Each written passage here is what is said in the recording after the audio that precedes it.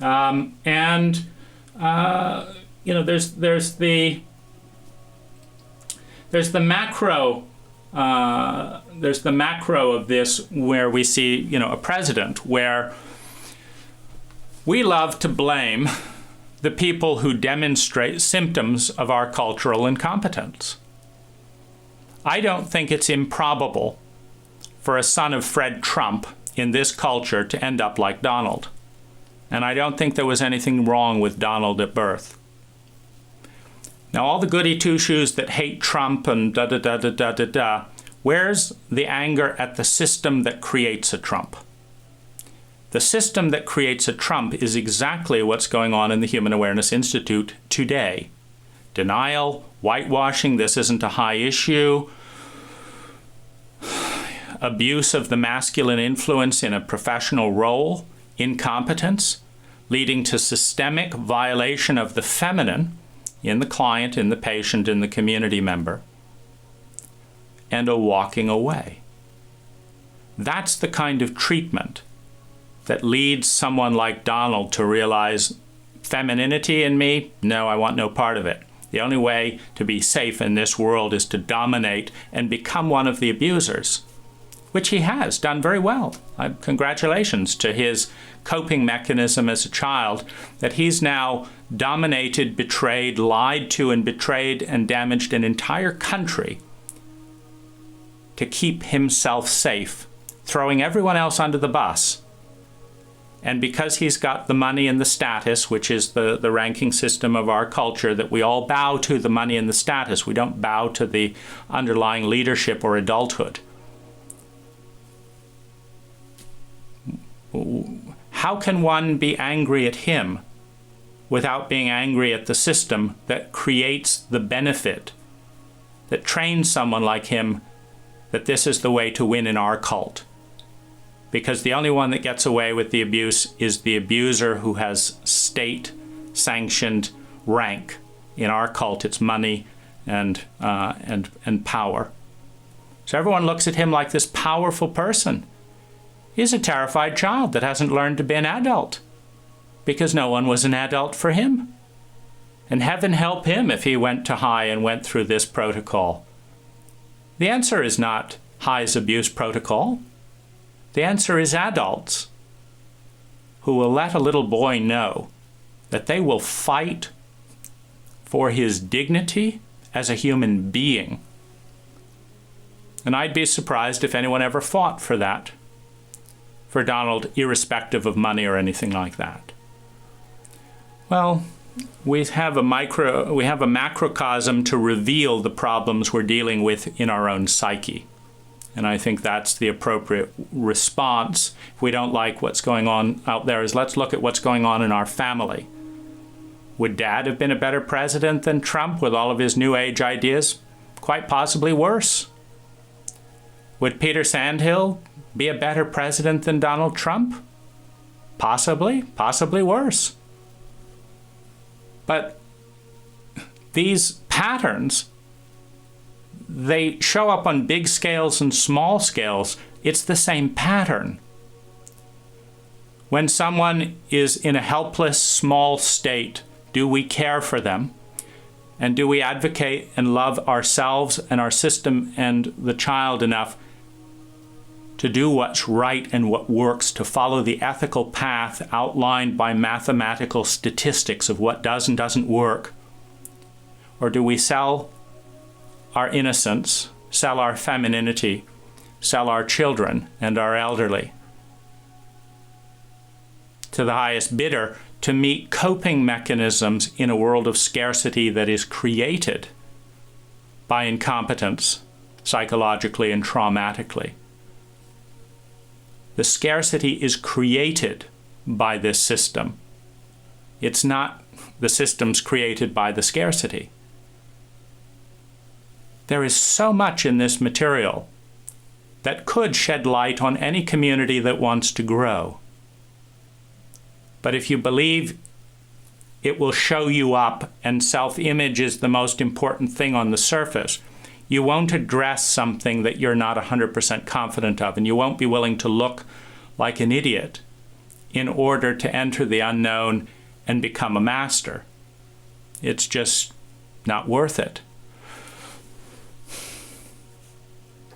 Now, I also felt a lot of anger towards Concept Synergy, the business around one of my spiritual teachers growing up, the channel Lazarus, for a whole variety of things that made it harder to turn to Lazarus within the framework of Concept Synergy's monopoly and incompetence and, a whole host of things that just add up to a sour taste. Interestingly, as I've looked for healing, I've found it in massage, I've found it in teaching healers, I've found it being in another culture where I wasn't shamed for being in the feeling states that I was cared for. The Thai culture is 1,000% more empathic than American culture for all of these wounds. So without any words, I felt loved and nurtured by animals and by human beings who had no responsibility for causing any of this pain, but could see the pain in my face, and it hurt them to see someone near them in pain, and so they gave me love. They gave me caring, and it's why I have such a love for the Thai culture and spent so much time there, admittedly at great expense financially. It's also a Thai healer that has been through an initiation into her spiritual adult, into the ability to transcend her own hate towards sexual abuse and be able to connect with her own divinity. That is giving me hope, because she is the one person on the planet who is able to look at all of these faces within me without any fear of me, without any withdrawal of her love. She's faced these pains inside herself. So when I present pains that most of us have not dealt with, and so they bring up the pains in us, and because we haven't dealt with them in ourselves, we've got to push the other person away who's bringing them up because we don't know how to deal with them. She's dealt with them. She's dealt with them, and so it's one of the few places of grace, aside from my wife, who has grown thousands of % in these last 3 years. And so as I kind of complete this journey towards forgiveness, which is how to start this healing and integrating process, it all comes back to, can I forgive me for becoming who I have become in the presence of these abuse dynamics, from here and from here and from here and from here and from here? Can I forgive the helplessness of not knowing and not knowing how to respond? And it's very difficult, because it's also very difficult to forgive the people who chose the hard way rather than the easy way, who went way out of their way to make things more difficult,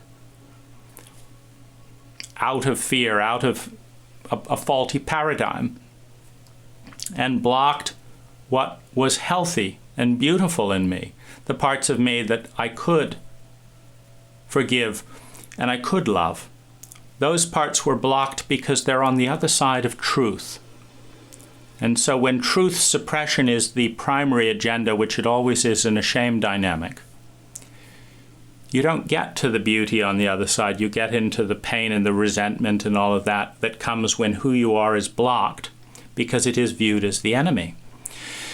And so the answer is, of course, transparency, and with that, movement within our power systems, which is in our control. We are all in control.